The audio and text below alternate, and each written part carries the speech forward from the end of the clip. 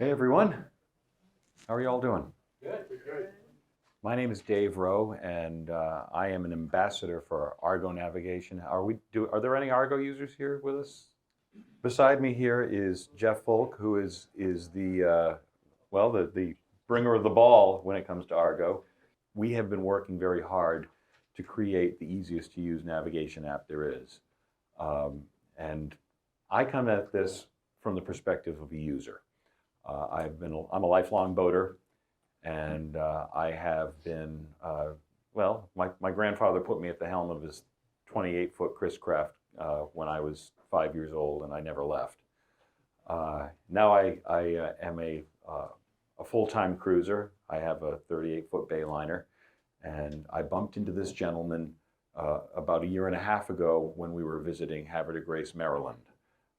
And I had coincidentally just downloaded his app to my device, and he sent me an immediate email, and we struck up a relationship, and now I am an ambassador for the app. And I'm going to let Jeff introduce himself here. Similar to Dave, I'm a lifetime boater. Been boating for over 40 years, but on the Chesapeake Bay. Actually, this is our first time, part of Argo being out to the West Coast. But I have a small 20-foot Grady White. I've been all over the bay. And about 10 years ago, I started thinking that there could be a better way to navigate than what we had. And obviously, I started with paper charts. I've got a Garmin on my boat. Navionics had come out, other apps, but I still felt there could be an easier way. Most of what I learned from other boaters, where to go, where not to go. And what I wanted to do was bring an app together that did just that, use the beauty of crowdsourcing, that boaters could help other boaters.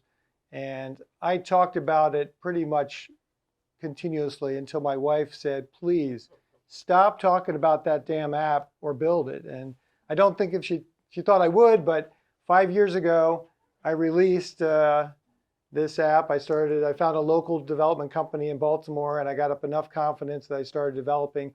And 9 months later, we released the first version at the Annapolis Boat Show. I think it was 2019. And it was good, but it's come a long way since then.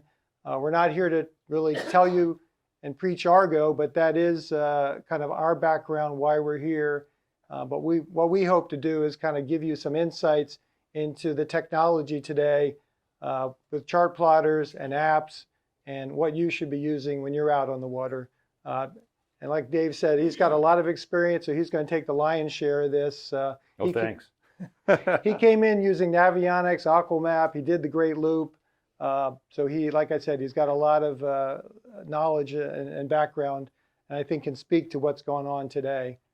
So that's a little bit about us and why we're here. This is I guess the first time that we've actually done this pitch, so you're hearing it for the first time.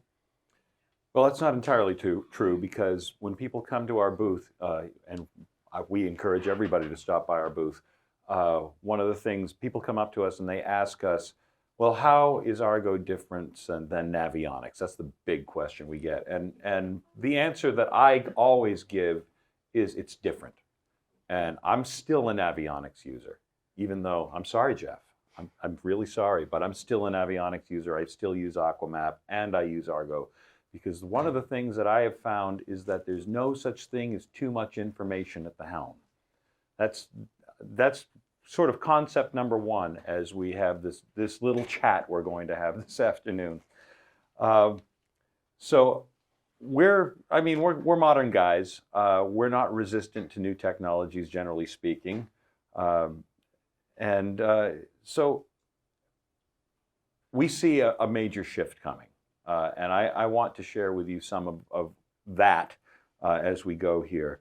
So we have had an evolution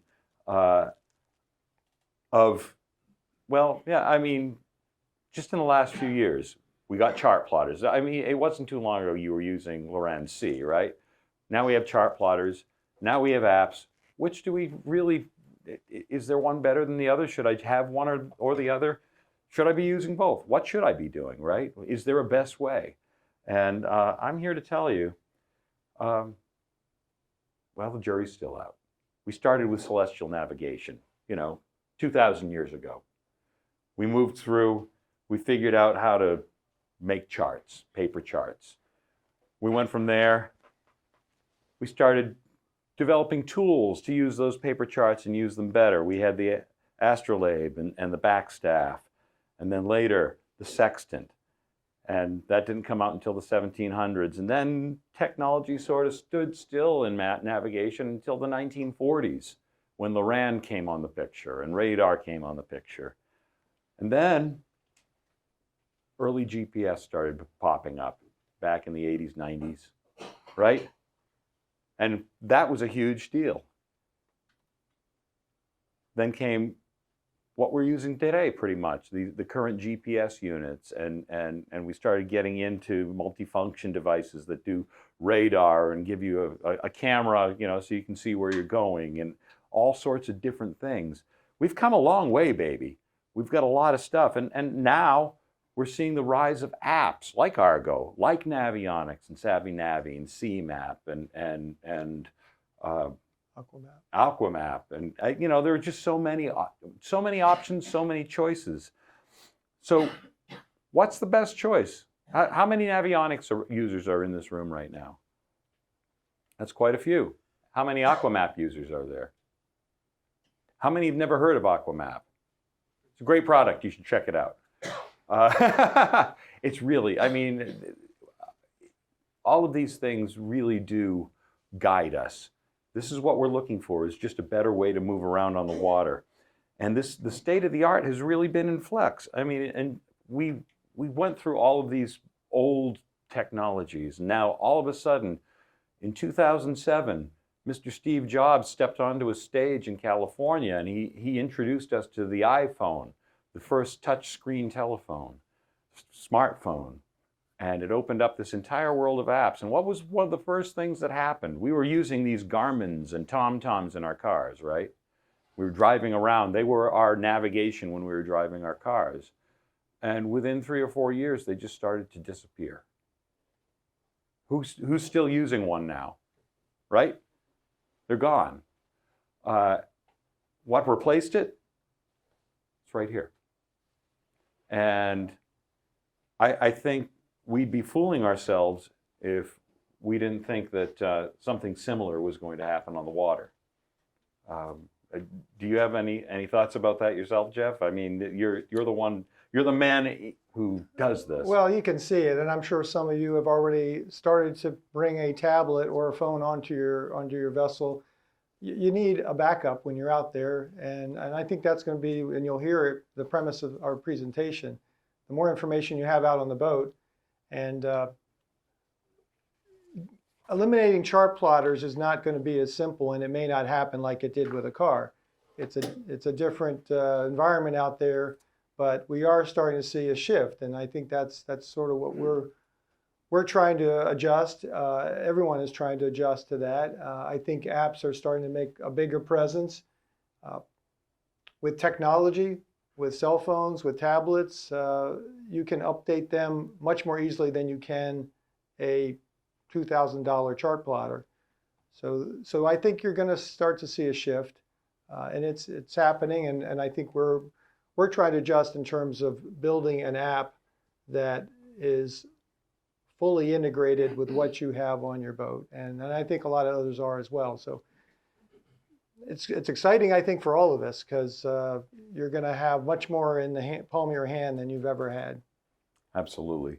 So what we're looking at now, obviously, let's go through what chart plotters bring to us, because they have a lot of positives. And I use one still, even though I use apps. I still have a chart plotter. There are lots of reasons to have a chart plotter. It's a dedicated piece of hardware. This is not a one-trick pony. It does all sorts of things, and there are all sorts of reasons this could go wrong on you. It has a really bright screen. It's designed to work in the sun. This is not. It's very durable. If you're cutting through spray and you're taking spray, it's just going to shrug it off. It's not going to overheat and shut down. This might, especially if it gets hot, and we'll talk about that a little more when we get to it. It's time-tested technology. We've been doing this for years now. Garmin's been building them for years now. Humminbird, you know, all of them. It's secure. It's reliable. I mean, it's just a very robust piece of technology. It's also very expensive. You know, it's got a short shelf life. These are devices that, you know, every 5 years, if you're not at least updating the charts on it, you know, you might have bad data in there. Updates can be expensive.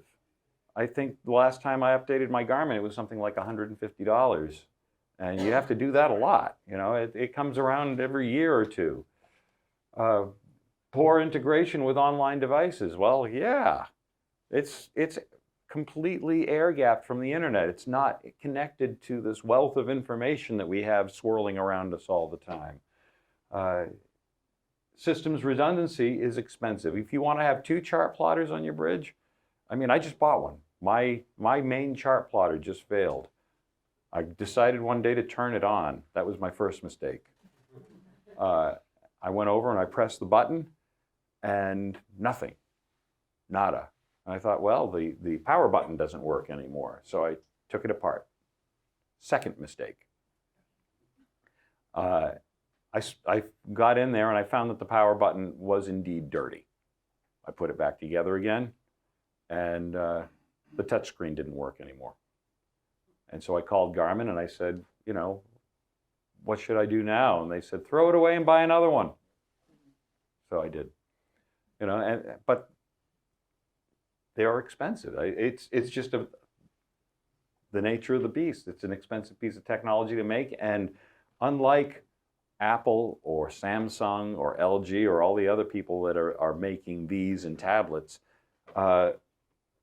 these are being made by the billions, and Garmin is probably making them in the thousands. You know, there's only so many of us boaters out there. There are a lot of boaters, but it's not like this. So the amount of what's the word I'm looking for? Anyways, they don't make nearly as many as Apple makes phones. Let's just put it that way. So the cost to produce them is a lot higher.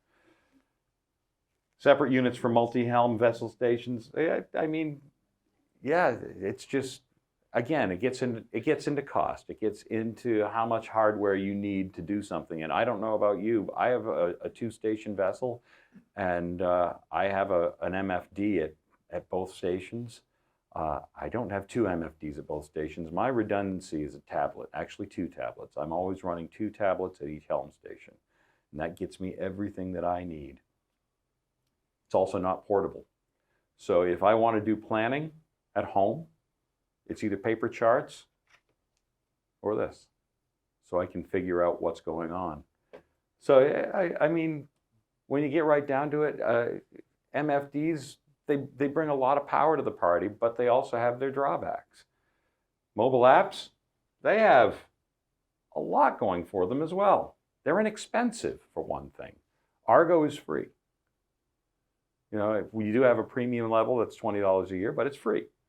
Navionics, I think, is $50 a year, which, I mean, if you convert that to boat bucks, is still darn cheap. So, you know, when you go down through the list of apps that are available, you can get them all and still probably spend a lot less in a year's time than it would cost you to buy a new MFD like I just did. They're portable. You can take it wherever you go. You can plan from anywhere. You can sit in the train station waiting for a train and be figuring out where you're going with your boat next. It runs on updated hardware, because I don't know about you, but I update my MFD. I buy a new one when it breaks. This I buy every 2 or 3 years because it becomes obsolete, and I do so much stuff with this that I want it to be fairly current.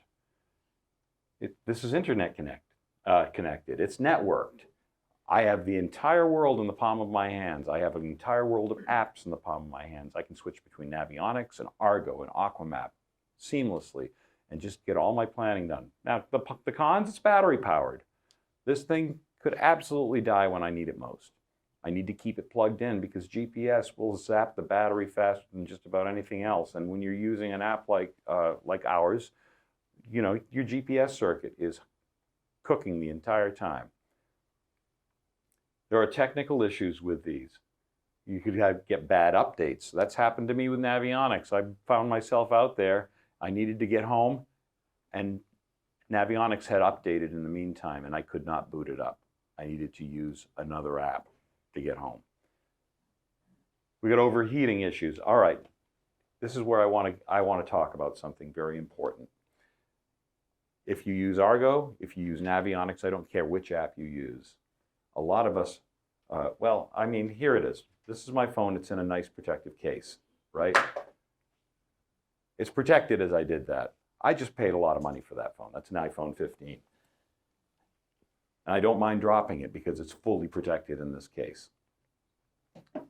When I get to the helm station, though, having it in that case is a problem, because what this is essentially is a little greenhouse. And it's sitting in the sun, it's telling me where to go. And the first thing that happens with a tablet or phone when it starts getting hot is that the screen starts to dim. And a lot of people, one of the big complaints we get is people write into Jeff and me, you know, for our tech support and say, well, I can't read my phone. I don't know why it's so dim. And the first thing we ask them is it in a case? So when I get to the boat, the first thing I do is I strip the case off my phone or tablet, because these things are designed to cool outside of the case. They cool via convection, the wind blowing over it. And I also suggest that people put it in a stand so it's not in your hand. It can get the airflow around it. I use RAM mounts.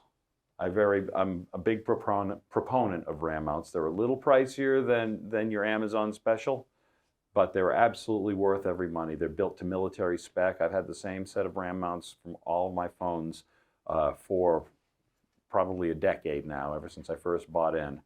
And I highly recommend those. But yes, heat is a very big problem with these devices. Connectivity issues, all right, you get offshore. What's the first thing that happens when you get offshore? You lose cell service. So we have to worry about these sorts of things. They're susceptible to water damage, or they're susceptible to going over the side. Another reason to have it in a good strong gripper there at the helm. Sun glare. The brightness of your phone, all right, is measured in nits, N-I-T-S. And if your screen is not at least 700 nits, you're not going to be able to see it in the sun. That's just the bottom line. I have a brand new iPad Pro that I'm using for navigation now. It's 1,000 nits. So I have no problem seeing that in the sun. But these are all things that we really need to worry about with devices. Am I missing anything, Jeff? Or No, Chartplotters aren't perfect, apps aren't perfect. They both have pros and cons, and I think it's knowing what they do well, what they don't do well, and kind of premise again of our presentation is figuring out what tools are out there that you want to put in your toolbox, and it's not just one it's not one just chart plotter or one app. Yes, sir. Do all the iPad tablets have you know, the GPS like our phones do, or do only some of the iPad tablets? When you're shopping for iPads, and this is an excellent question, only the ones that are built to be used on a cellular network come with GPS radios inside. If you buy a Wi-Fi edition of an iPad, it will not have GPS radios. Yes, sir. Yeah, you just mentioned one of the cons of a phone was you get offshore and you don't have cell reception. But again, don't we have GPS in our phones? We have GPS radios, yes. So as long as you have, as long as you're using an app that downloads the maps to your phone, you should have your location and it should be able to track you on the chart. Yes. Yes. Does your recommended cell phone holder have a powered version? It- That's what we find invaluable. I do not use a powered version. I prefer to use an external cable still. Yes, you just plop it in there and it's powered. So that's what we use. It's great. Yep, and I have seen those, and they might actually have a powered version at this point. I haven't shopped for one in a decade because the one I bought back then still works great. $15 on Amazon. Really? Yeah, and does it use the MagSafe on the back? That no. At any rate, But you're good as long as it doesn't overheat. If you keep it in the shade and yeah, it's not 90 degrees out there and sitting in the sun, because I imagine the case is it's gonna cause the same problem that any case would. oh, absolutely. So it's not a case though, right? It's just a cradle you set it on? It's a cradle. Yeah. So That grips the cell phone. yeah. Does it allow airflow all the way around? It's Okay. a- See, that's it's a key. skeleton Okay. that grips it. Okay. Is there That's some key. danger that the sun on the boat would cause not only the screen to dim on your cell, but to kill it? If it gets hot enough, it will shut down to protect the circuitry.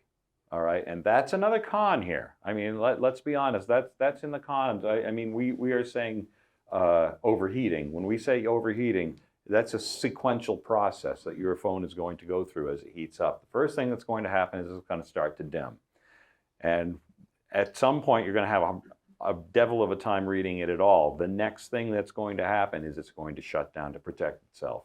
And if you're navigating a complicated passage, that's not the time to lose your chart plotter. You know, so making sure that you keep these devices cool is one of the most important things you can do while you're depending on them. So iPad the same as that? iPad's the same, yeah.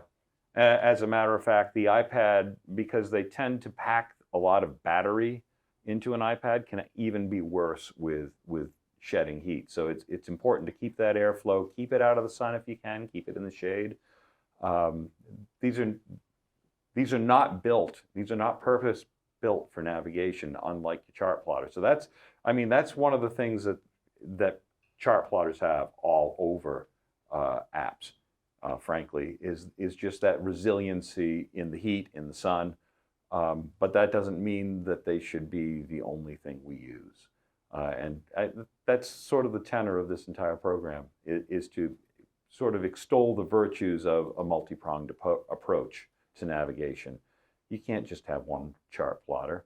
You can't even just have two chart plotters, because, I mean, they're essentially giving you the same stuff. And with apps, you have the option to know where there are points of interest, or restaurants, dock bars, all the things that you get with apps, those full-featured ideas. I don't know. Yes, sir. Are you okay? I don't know how many chart plotters these days are giving you that sort of information, but I can't imagine it ages quickly, whereas an app is giving you current data all the time. You never have to update it. It's just there. So that's why I say a hybrid approach. And there I am standing at my helm, and you can see 1, 2, 3 tablets, and God rest its soul, my MFD. There's a new one that's going to be installed there right after I get back to the boat. I wouldn't be without any of that, honestly. It's the best of all possible worlds. It combines the strength of the chart plotter with all of the best of boating apps. And boating apps bring a lot to the party. Like I said, you can research on them while you're running a course on your chart plotter, or you can be using one. In my case, I'll use one of those tablets for navigation while I'm researching on another. I could be looking for weather forecasts. You can't look for weather forecasts on your chart plotter because it's not internet connected, unless you have one that's way better than mine. So what's next in marine navigation? Well, it's a darn good question. We're seeing an awful lot of emerging trends. Improved connectivity, augmented reality is starting to come to the boat. What's David Rose's company there, Jeff? It's a fairly new company, but look out. You might be seeing more about that in the future. As Dave said, it's an augmented reality where you get into fog, at night, you actually can, almost like a game, you can see the markers, the buoys, other boats, other vessels, based on a camera system and a MFD screen. It's pretty awesome looking. It's not cheap, but these are the kinds of things that are coming. So AI is coming as well. I mean, we have a very, very robust auto routing in Argo. It works fast. It works good. And ever since I've known Jeff, I've been saying, but wait until we put AI on this. I have no idea when we will, but or if it's even necessary. But I have a feeling that AI could probably plot a better course than I could. You know, you give it all the parameters, you tell it how to do this stuff. I mean, you just log into ChatGPT and it could write this entire program that Jeff and I are giving this afternoon. As a matter of fact, it did. No. Yeah, our Apple, it just does an amazing job auto routing you from here to Anchorage, inside, outside passage, but it's all based on depth. You put your information in. It'll take you maybe 5 seconds to create a route based on your draft, based on a margin of safety that you give it.